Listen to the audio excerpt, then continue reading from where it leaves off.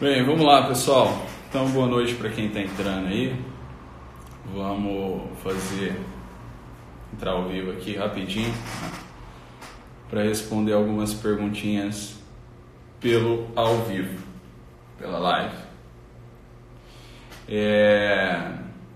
Eu estou fazendo essa live aqui porque ontem eu não gravei a live, eu não deixei salvo e apareceu uma pancada de gente ali me xingando no direct e tudo mais, e quase travando aqui o meu direct, porque eu não salvei a live, né? E eu falei, bom, vou abrir aqui para responder ao vivo e vamos ver o que dá. Eu nunca respondi ao vivo, então acabou mais cedo aqui o expediente no consultório, e então a gente vai responder ao vivo aqui conversando, né? Depois do expediente a gente pode conversar normal, né? Não estamos aqui em horário de trabalho, então vamos conversar bebendo uma cerveja, tá? Em qual cidade eu atendo? Eu atendo aqui em Presidente Prudente, interior de São Paulo, tá? Eu não sou de Presidente Prudente, eu sou de Presidente Epitácio, a cidade do pôr do sol mais bonito do Brasil, e eu vim para cá, para Prudente, estudar, né? Então eu fiz a faculdade aqui em Prudente e depois eu fiquei por aqui para atender, tá? Então eu atendo aqui na cidade de Presidente Prudente, São Paulo, interior de São Paulo, tá? Quase divisa aí com Mato Grosso do Sul e com o Paraná, beleza? Vamos para a próxima pergunta aqui. Deixa eu ver. Tem um pessoal me xingando. Cadê? O pessoal falando para eu continuar respondendo que eles não estão conseguindo dormir. Aqui, vamos tentar responder isso aqui. Tenho que voltar a ganhar dinheiro logo. Não dá para fazer tudo isso sem a ajuda de um bom profissional. Olha, cara, ganhar dinheiro, né, não é uma coisa tão difícil assim quanto as pessoas pensam, tá? Não é uma coisa assim absurda, tá? É difícil é você conseguir ficar rico, mas ganhar dinheiro assim, em regra, não é difícil, cara. Você consegue ganhar dinheiro fazendo coisas assim muito elementares, né? Por exemplo, você consegue ganhar dinheiro pedindo dinheiro no sinal, né? Não sei se vocês já fizeram essa experiência, né? Alguns já fizeram aí. Por exemplo, quando você entra na faculdade, tem aquela porra toda lá do trote e tudo mais, você fica aí pedindo dinheiro para os outros na rua e você consegue fazer um dinheiro do caramba, né, pedindo na rua, né? Você consegue fazer uma grana. Então, ganhar dinheiro não é um problema, tá? O problema é você conseguir fazer com que esse dinheiro ele renda de tal forma que você consiga gerar riqueza, né? Então, isso daí é o mais difícil, né? Porque supõe ali que você tenha mais ou menos tenha um conhecimento da arte de empreender. Mas ganhar dinheiro não é difícil, tá? O negócio é você comprar, né, obra-prima barata e vender caro aí o seu produto. Esse é o único jeito de você enriquecer, né? Comprar barato e vender caro, uma coisa elementar, uma coisa que qualquer pessoa consegue ter a noção disso daí, mas ganhar dinheiro você pode ir no sinal, ganhar dinheiro, você pode fazer bolo, vender para sua vizinhança, né? Uma vez eu falei aqui na live ou nos stories que eu conheci uma pessoa que ganhava uma porrada, assim, que ganhou dinheiro mesmo durante a faculdade vendendo trufa na faculdade, né? Então, e o cara não era pobre não, pô. O cara não era pobre não, então ele estudava e tal, e ele fazia as trufas dele e vendia na faculdade, né? O cara fazia aí 80 conto por dia, né? Assim, 80 conto por dia ele vendia quando ele ia para aula, né? Vendia as trufas deles lá. O mínimo que ele fazia era 80 conto por dia. Então você soma aí depois. 80 conto por dia. Não é muita coisa, mas para um universitário, né? Que também, no caso, não precisava de dinheiro, que já tinha dinheiro, tinha a família que bancava ele, mas o cara conseguia fazer uma grana. Então não é difícil vender, tá? Não é difícil ganhar dinheiro. Agora, o que precisa é colocar a atividade criativa para funcionar, né? Porque tem um monte de gente aí vendendo um monte de coisa, tá certo? E o problema é que você tem que ter uma visão organizada mais ou menos das coisas, né, meu filho? Do que você vai fazer, o que você vai vender e por que as pessoas deveriam comprar o seu produto e para quem você vai vender esse produto, tá? Então a primeira coisa que você tem que fazer para estar ali, para conseguir empreender de alguma forma, é saber o nicho, o campo que você vai atuar, né? Isso daqui eu ensino para os meus pacientes, pô. Então, Ontem mesmo eu falava com uma paciente minha, né, que quer montar um café e a gente estava conversando sobre isso e eu expliquei tudo isso para ela, né, que quem são os teus clientes potenciais, né, qual é o nicho que você vai trabalhar, quais são as pessoas que você vai atingir, quais são as pessoas que você quer impactar com o teu produto, entende? Se você não tem mais ou menos certo, mais ou menos uma noção do campo que você vai arar ali para jogar a semente, então quer dizer, você não pode nem começar, tá? O empreendimento não é assim, vou começar a empreender, vou montar o meu negócio aqui, pronto, acabou. Não, você tem que saber quais são as pessoas que você vai atingir com aquilo, né? Qual é o tipo de semente, por exemplo, tem lá um terreno para você plantar, sei lá, você vai plantar qualquer porra lá no solo. Primeiro, você tem que ali ter um conhecimento prévio do solo. E você tem que também ter um conhecimento prévio da semente, que você vai jogar ali, porque e depois você vai ter que saber mais ou menos como regar, né? Você vai saber em que época do ano você tem que regar mais, regar menos, o que você tem que fazer, você tem que comprar adubo, você tem que comprar algum fertilizante, alguma coisa para fazer a semente crescer, né? E dar fruto. O empreendimento não é muito difícil disso não, pô. O empreendimento, ele funciona nesse nível, né? Então, vou falar para a minha paciente ontem, né? Você vai montar um café, quais são os teus clientes potenciais, né? Que tipo de pessoa você quer atender, né? Quais são as pessoas que realmente vão fazer o teu negócio girar, né? Que vão lá e que vão comprar, quais são as pessoas que vão ter ali que vão investir menos, né, medianamente, quais são as pessoas que não vão investir porra nenhuma, só vão lá encher o saco. Então todas essas coisas você tem que ter noção, né? Você tem que ter noção do lugar que você está, quais são as pessoas mais influentes do meio que você está, né? Da tua concorrência, como que é a tua concorrência. Então se você não estudar o terreno, se você não estudar o teu produto e não souber ali o que você vai oferecer, você tem uma grande chance do teu negócio ir pro brejo, né?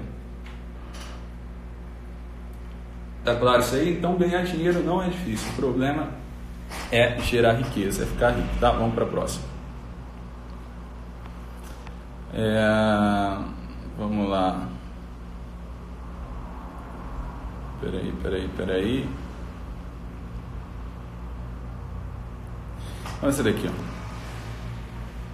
É engraçado isso aqui, ó. Quando Deus distribuía a paciência, eu estava furando a fila da ansiedade, tá? Então, para o pessoal que sofre aí, né, dos transtornos de ansiedade generalizada e tal e tudo mais, e com outras comorbidades aí, é o seguinte: o que é a ansiedade? A ansiedade é um desejo de controle que você tem de algo que você não pode de fato controlar, algo que não está na sua mão controlar, tá certo?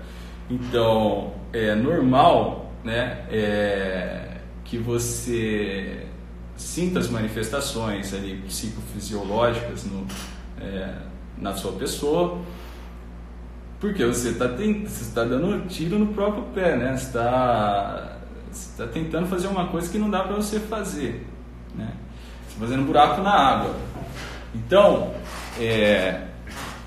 qual que é o mais assertivo a ser feito? Pô, você tem que saber aquilo que compete a você, né? Qual é a tua posição, quais são as tuas responsabilidades e cumpri-las, né? Cumprindo as suas responsabilidades, você vai ter uma noção daquilo que não é responsabilidade tua, né? Então, se não é responsabilidade tua, se você não tem os meios de ação para realizar, você não pode ir lá e fazer a coisa acontecer. Se não está na tua mão controlar o fluxo da coisa, o fluxo da realidade, do jeito que a coisa vai acontecer, você vai se preocupar para quê, né? E aí, o que acontece? Se você fica aí martelando em cima dessas coisas, isso daí é a manifestação do quê? Da soberba, né? Você quer ter um poder que você não tem. E aí, lógico, né, que isso vai provocar uma série de conflitos internos, uma série de conflitos externos nas tuas relações com as outras pessoas, porque você vai meter o bedelho onde não é para você meter o bedelho, né?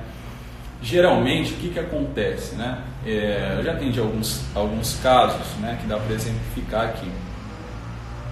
A pessoa fica ansiosa, né? Tinha uma paciente que eu atendi, ela ficava ansiosa porque ela não sabia o que fazer da própria vida, né? Então ela trabalhava, estudava tal, e tudo mais, mas ela queria resolver o problema de relacionamento do casamento com a madrasta, com o pai e com a madrasta dela, né?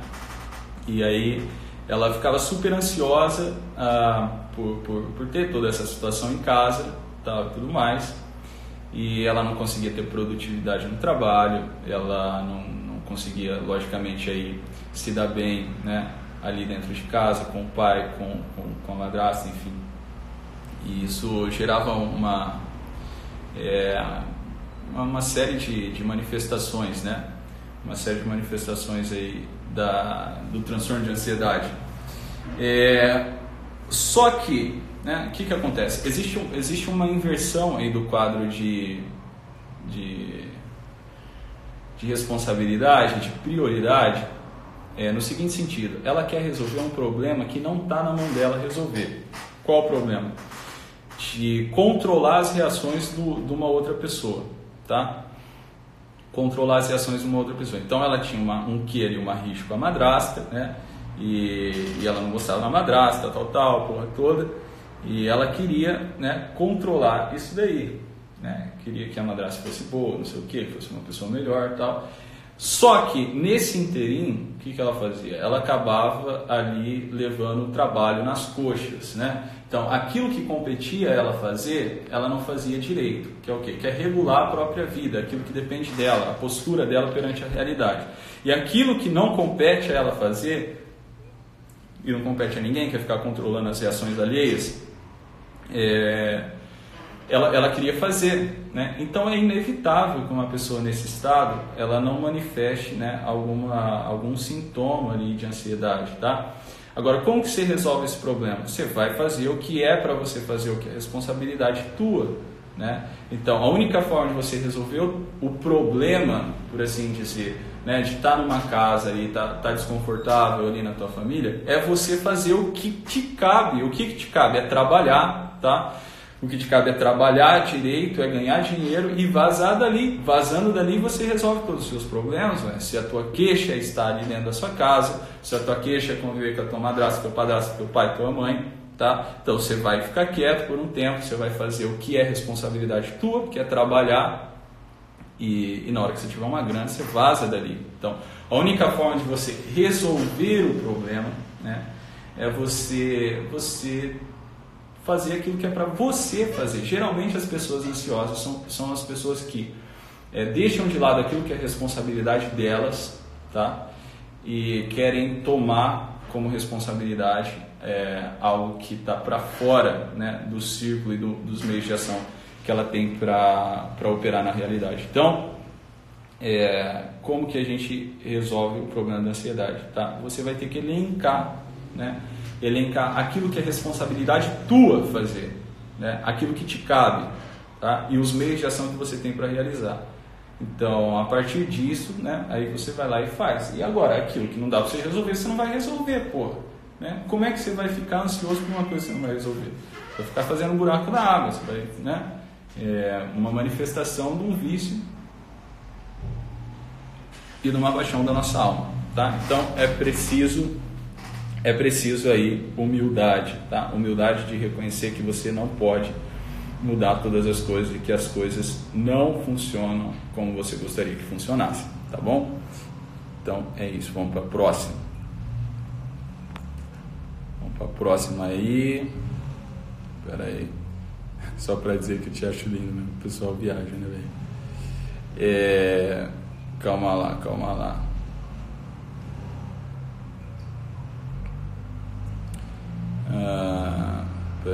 Peraí.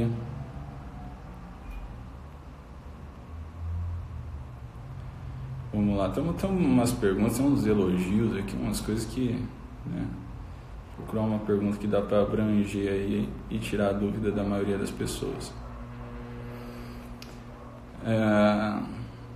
O que tem de bom na teoria do apego? Pô, que apego que joga na OLX.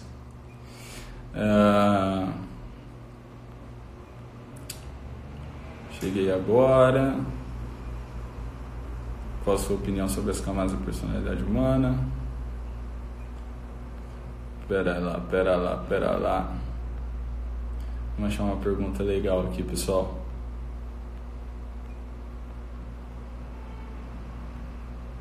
Jesus não casou, sofreu e foi perseguido, mas era feliz. Cara, tem cada tipo de pergunta, tem cada pessoa que me aparece aqui. Que é pra acabar. Se eu fosse mostrar tudo aqui, as perguntas, vocês iam ver as absurdidades que tem aqui, meu filho. O mundo vai de mal a pior. Cadê umas eu já respondi. Aqui, essa é legal, tá?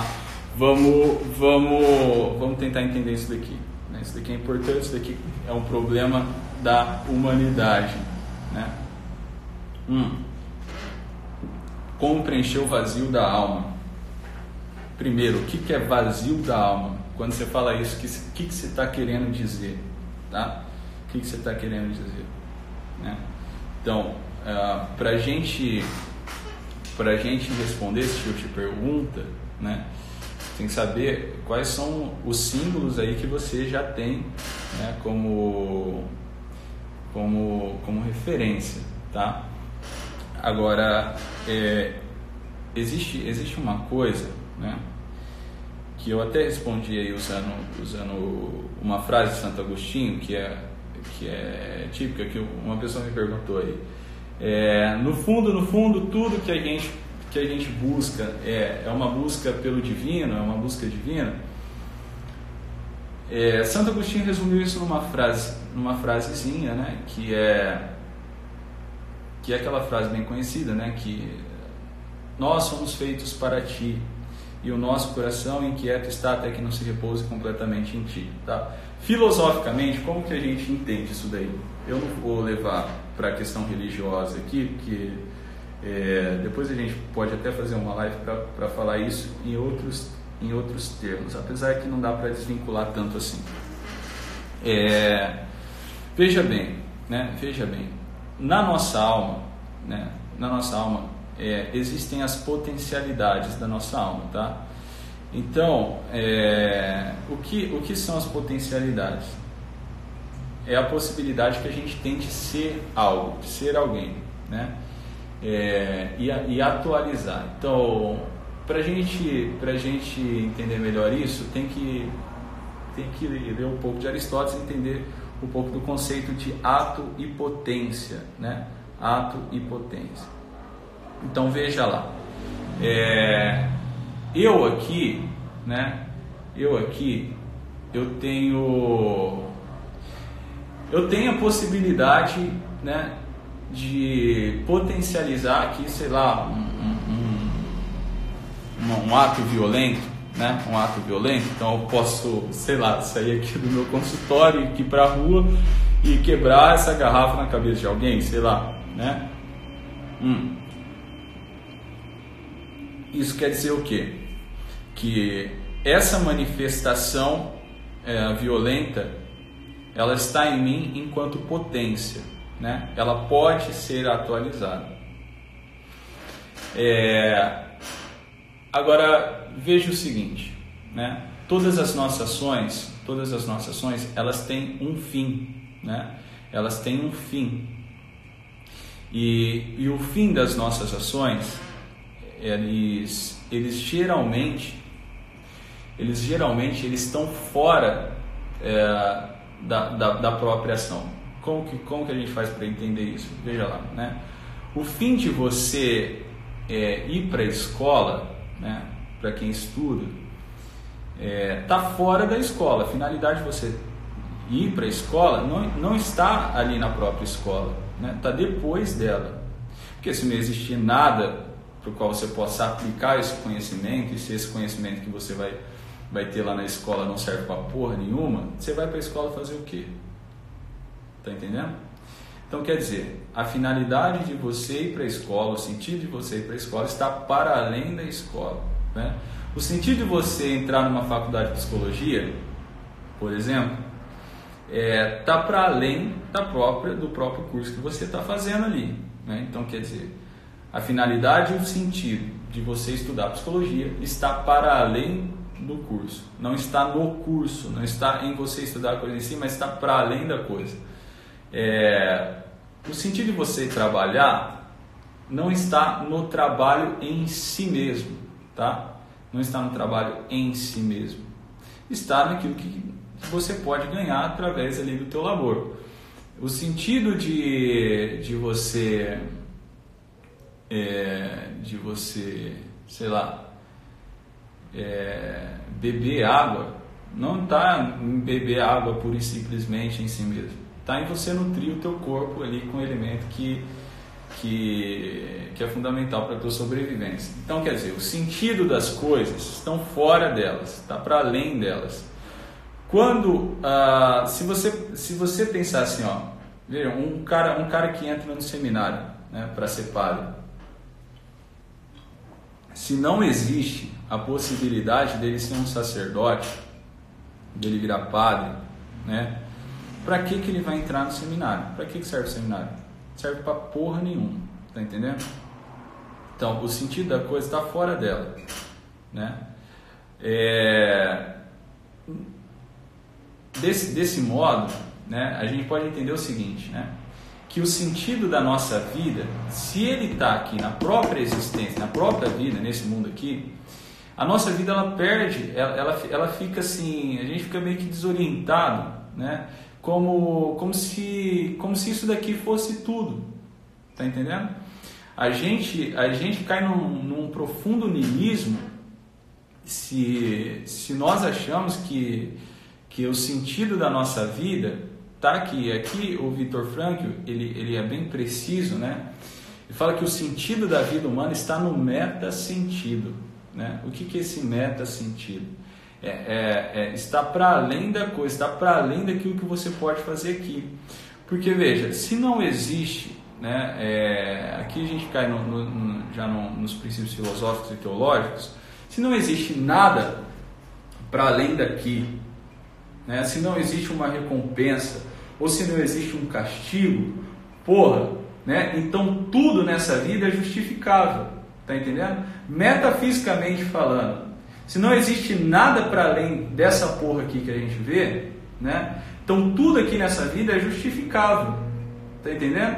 Então, se eu sofro alguma coisa, né? Se eu sofro algum mal, eu sou o senhor do bem e do mal, eu vou lá e faço a justiça, né? Eu vou lá e mato. É justificável, né? Que eu bata nas pessoas, que eu mate, que eu roube, que eu faça qualquer porra, né? Porque não existe nada para além daqui. E eu vou morrer mesmo, porra. Se eu vou morrer mesmo, então foda-se. Tá entendendo? Se não existe, metafisicamente falando, né? Se não existe nada para além desse mundo aqui que a gente está vendo, né? Para além do mundo concreto, para além dessa vida aqui, né? Tudo é justificável e a vida perde sentido. Tá entendendo? A vida perde sentido do seguinte modo. Você entra nesse mundo aqui sem saber porra nenhuma, sem conhecer porra nenhuma, você entra aqui perdido, sem saber quem você é, de onde você veio e para onde você vai. Tá entendendo? Você passa por vários traumas, vários sofrimentos, né? Num processo ali de estruturação da tua personalidade, do teu ego, etc e tal. né? Você trabalha pra cacete, você estuda pra cacete, tal, você se sacrifica, você sofre, você vê as pessoas morrerem, né? Você chora, você sorri, enfim, né? Você passa por uma série de coisas e de sacrifício e de contradições e de tensões, né? Aqui na realidade, para quê? Né? Se o fim, né? Se tudo acaba ali na morte, se tudo acaba, né? Quando você morrer, porra, por quê? Né? Por que então essa vida? Se tudo acaba na morte, meu filho, essa vida aqui então é uma brincadeira, né? É uma piada de mau gosto. Então para que você vai ter uma responsabilidade moral na vida, né? Por que você vai subverter o teu ego ali, as tuas paixões para o bem comum, né? Para que você vai fazer isso? Ué, porra, se você vai morrer, tá tudo liberado, né? Tá tudo liberado, tudo pode, tá entendendo? Se a coisa acaba na morte, tudo pode, tá entendendo? Eu falei disso numa live, né? E eu até exemplifiquei ali com exemplo, né? Com Crime e Castigo do Dostoiévski, né? Quer dizer, se tudo acaba na morte, porra, tudo é justificável. Tudo é justificável. Então, você pode ir lá e matar, você pode fazer o que você quiser, tá entendendo? Então, se o sentido das coisas está para além, né? Para além delas mesmas, quer dizer que existe um fim, né? Último, do qual não há nada para além daquilo, porque senão a coisa não tem fim, porra. Senão a coisa continuar numa eterna sucessão. Então quer dizer, a nossa alma ela tem um lugar para descansar. As nossas potências elas se atualizam todas, né, num determinado fim. E esse fim, né, é o fim último, tá? É o fim último. Né? E qual é esse fim último? Né? E aí a filosofia, Aristóteles, São Tomás, etc., Santo Agostinho e vários outros filósofos vão dizer que o fim último do homem, né, nesse sentido, é Deus. Né? É Deus, por quê? Porque Deus é o ato puro. Né? Deus ele é o princípio e o fim. Consegue entender? Então, por exemplo, né, a finalidade das coisas aqui estão fora delas. Né? Só que isso precisa ter um ponto, né, em que cessa. Tem um ponto que precisa cessar isso daí. Porque se está sempre para além, então quer dizer que existe algo, né, existe uma coisa que é capaz de conter, né, tudo aquilo que é necessário para sanar, né, para atualizar, dito do modo filosófico, as minhas potências. Né? E quem que é essa coisa? Né? Quem que os filósofos e os teólogos aí disseram que é? Né? Essa coisa é o ato puro. O que é o ato puro? O ato puro é Deus. Né? É aquele que pode tudo, né? É aquele que pode tudo, é aquele do qual veio tudo. Né? E se a gente tende, né, a ir para outra linha de pensamento, né, que é o pensamento cientificista ou ceticismo, né, a gente cai também de volta no niilismo, tá? Porque se a gente exclui, né, o fator metafísico da existência humana, né, e da vida e do cosmos em geral, tudo vai por água abaixo, tá? Até a própria ciência empírica. Tá entendendo? Então, meu filho, se você não estuda metafísica, se você não conhece, então vá atrás, vá conhecer, vai ler a metafísica de Aristóteles, né?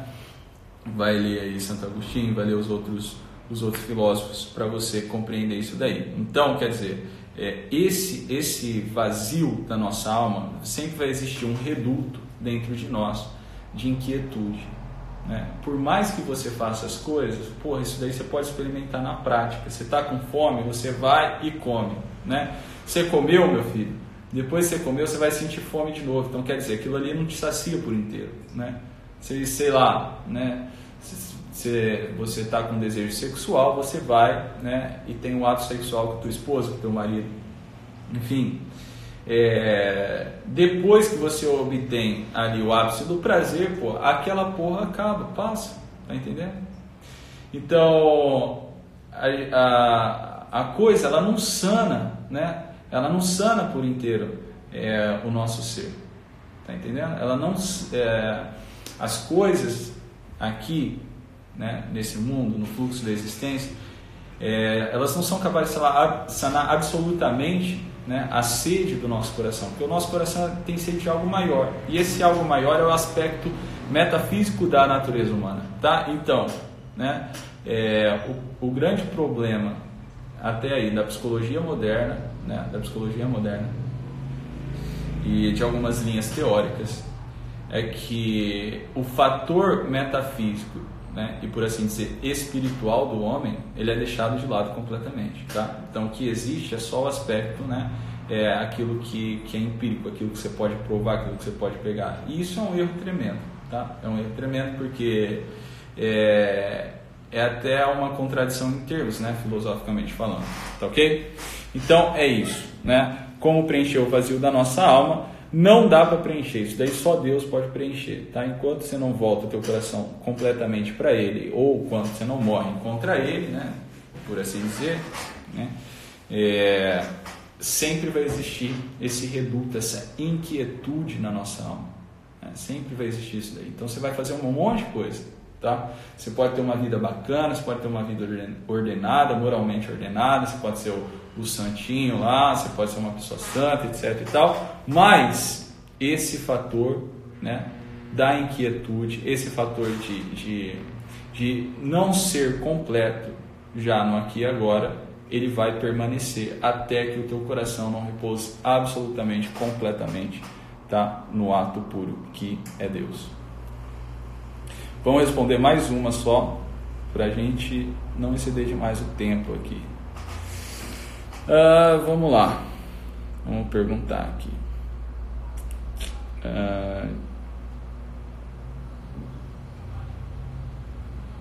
Estamos vivendo em uma sociedade sem... Não, isso aqui. Não, que crise, o que... Nossa, cara, tem uns negócios aqui, pessoal, se eu fosse mostrar para vocês, pessoal descarado que vem aqui falar umas besteiras. Pelo amor de Deus. Deixa eu ver outra perguntinha aqui. Vamos lá, vamos responder essa específica aqui. Estou desenvolvendo claustrofobia após ter ficado preso no elevador. Como tratar isso? Tá? É o seguinte, né? Os eventos traumáticos, eles deixam uma marca na nossa alma, por isso diz um trauma, né? Eles deixam uma marca na nossa memória muito forte por conta da descarga emocional e também fisiológica que o nosso corpo tem em reação a determinados estímulos que a gente ali tem um grande impacto, né, por ter medo, etc., que pode acontecer, e também pelo instinto de autopreservação. Enfim, né? A questão, minha filha, é que é o seguinte, né? Você ficar trancado no elevador uma vez, né? Se você escreveu essa pergunta, quer dizer, você está vivo, você está aí, né? Você está atuando na realidade, você está vivo, você está experimentando bem, você está experimentando aí a tua janta, a tua ceia da noite, né? Você tem o que vestir, o que comer, etc. Então, quer dizer, este episódio aí que aconteceu, né? Ele não te eliminou da existência, tá? Por mais medo que você tenha vivido ali, né? Por mais que você tenha tido uma descarga emocional muito grande, por mais que você tenha tido ali um trauma, né? Por mais que você não tenha compreendido a coisa e tenha esse medo, né? Não tenha aí a virtude da fortaleza nutrida na sua alma, você ficou com medo de morrer, evidentemente, né? Agora, quer dizer que por você ter ficado preso no elevador uma vez, quer dizer que todos os lugares para você, né, são um elevador? Não, não são, porra. Quer dizer, você entra numa sala, quando alguém, né, fecha a porta ali, você já fica, né, já começa a ter uma crise claustrofóbica. Quer dizer, a crise claustrofóbica, no fundo, ele é o medo da morte. Tá? Todos nós temos medo de morrer, mas as manifestações como isso aparece são diversas, né? E pode ir para o lado patológico, como a claustrofobia. Quer dizer que você está num ambiente fechado, quer dizer que você vai morrer? Né? Como que disso você deduz aquilo? Se você passou pelo evento traumático e nesse evento traumático você passou um medo do cacete, passou um cagaço lá, né? Você não morreu, você está aí, você está vivo, quer dizer, o pior já passou, porra, né? O pior já passou. Lógico, pode acontecer algo ruim, que atente contra a sua vida, etc e tal, mas isso já não tem mais nada a ver, né? A não ser ali na memória, né? Mnemonicamente falando, né? E no condicionamento que esse episódio gerou no teu comportamento, isso daí já não tem mais nada a ver com a realidade. Então, quer dizer, todo elevador que você entrar, né, vai dar o mesmo problema? Você consegue provar isso na realidade? Não vai, porra. Não vai. Pode ser que sim, pode ser que você entre no elevador e fique preso de novo, tá? Mas isso não quer dizer que você vá morrer consequentemente por isso. Tá entendendo? Então, quer dizer, de um evento traumático, você não deduz outros eventos traumáticos, né? Você entrar numa sala fechada não quer dizer que essa sala é o elevador que você entrou, porra. Então, a primeira coisa, existe uma crença aí na tua cabeça, muito arraigada até pelo fato da descarga emocional e da manifestação fisiológica, que diz para você que todo lugar fechado te apresenta, né, uma situação de risco efetivo. Isso evidentemente não é verdade, né? Nem todo lugar fechado que você entrar, né, te apresenta um risco de vida efetivo, né? Então a primeira coisa que precisa nutrir é a virtude da fortaleza, tá? O que é a virtude da fortaleza? A virtude da fortaleza é a tal, né, da coragem elevada ao ponto da virtude, né? Você já não tem mais aquele medo, né, de morrer, porque sua vida tem um sentido, né? Você tem algo, né, pelo qual da sua vida, sua vida tem um significado. Agora, esse medo de morrer também é uma idiotice, por assim dizer, né? Apesar de ser compreensível, justificável em algum ponto, né? É falta de um conhecimento filosófico, por assim dizer, né? Mínimo, né? Mínimo, porque todos nós vamos encarar isso daí, tá? Todos nós vamos encarar a realidade da morte. E a melhor forma de chegar, né, e de encarar essa realidade é o quê? Você fazer o que é do teu dever. É você fazer o que é para você fazer, porra. É você não deixar o teu dever de lado, tá entendendo? Porque aquilo foi dado para você na realidade. Se você negligenciar aquilo que compete a você, lógico que a tua consciência vai te acusar e lógico que você vai ficar culpado, né? E estando culpado você vai ficar com medo da morte, porque você vai ficar com medo de ir para o inferno, enfim, né? Vai acontecer um monte de pensamento aí na tua cabeça, tá entendendo? Um monte de crença maluca. Então, como se livrar do medo da morte? Faça aquilo que é do teu dever. Faça aquilo que é do teu dever, faça o que é para você fazer, né? E aquilo que não dá para você fazer, evidentemente você vai se preocupar porque não está na tua mão, tá entendendo? Então,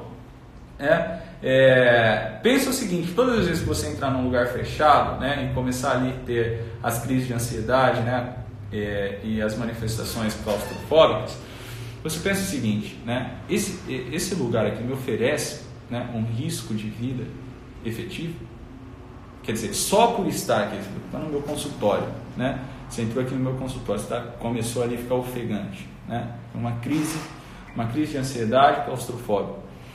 Quer dizer, o meu consultório apresenta para você um risco de vida efetivo? Não apresenta. Então, quer dizer, a tua manifestação, né? A tua resposta à realidade, ela é desarticulada daquilo que a realidade está reclamando de você naquele momento, né? Então, você está vivendo mais, né, naquilo que você acredita, nas tuas crenças e nos teus pensamentos, do que, né, na percepção imediata do real, na percepção imediata da realidade, tá? E isso que acontece, né, isso que acontece em todas as crises fóbicas que existem, Tá entendendo? Então, lógico, a maioria das crises fóbicas que existem, elas vêm, né, de um trauma muito arraigado ali e que fazem a pessoa ter aquela visão de mundo, né, de que qualquer ambiente, seja um ambiente, né, de interação, um ambiente onde tem muitas pessoas, seja um ambiente fechado, no caso da claustrofobia, enfim, apresenta um risco efetivo para a vida dela, né, um risco efetivo. E isso não é verdade, né? Não é verdade por um certo aspecto, né? Porque risco por risco, a vida é um risco, né? A partir do momento que você está vivo, você pode morrer a qualquer momento. Então é um risco. Estar vivo é um risco, né? Agora, você quer preservar tanto a sua vida para quê? Né? Por que você tem que ficar vivo para sempre? Tá entendendo? Cara, pensa a tristeza que é ficar nesse mundo para sempre, meu filho. Tá maluco?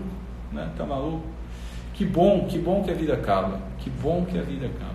Né? Que bom que essa porra aqui tem um fim. Né? Senão, porra, isso daqui é uma coisa que a gente não entende direito. Né? Isso daqui é um negócio que a gente não entende direito. A realidade, ela sempre tem esse quê de inabarcável. Né? Então, por uma ótica, essa vida é maravilhosa, é bom. Isso daqui na realidade é bom. Né? Mas, como eu respondi a pergunta passada, né? Deve existir um lugar melhor que aqui, tá? Deve existir porque, veja, se eu tenho sede, né? Eu só tenho sede porque existe um elemento chamado água, líquido, que pode sanar a minha sede. Eu só tenho fome porque existe algo que eu possa comer, né? Eu só tenho desejo sexual porque há alguma forma de satisfazer esse desejo. Então, se eu tenho um desejo de felicidade eterna, né? Se eu tenho um desejo de ter um gozo eterno, tá? Isso daqui eu estou falando filosoficamente, tá? Quem estudou um pouco de lógica é uma coisa bem evidente isso daqui. Se eu tenho uma sede eterna, deve existir uma felicidade que não acaba, deve existir algo que não acaba, tá entendendo? Então veja, né? Nós não temos sede, nós não temos desejo daquilo que não existe, porra. Se algo está dentro de nós, né? Se nós temos o desejo de ser feliz, deve existir uma felicidade que não tem fim, né? Então, fica a dica aí, tá bom? E quem não entender essas coisas, é simples, né? Vai estudar filosofia. A coisa é muito assim, mas Thiago, você está falando em religião. Religião é um caralho, né? Porque o nome de Deus, eu não falei nada aqui de religião, né? Você quer entender melhor? Porra, é só você estudar filosofia. A coisa é muito, muito simples, porra, né? Muito, muito simples. Então, até hoje eu falei aqui no Story que não dá para ser psicólogo sem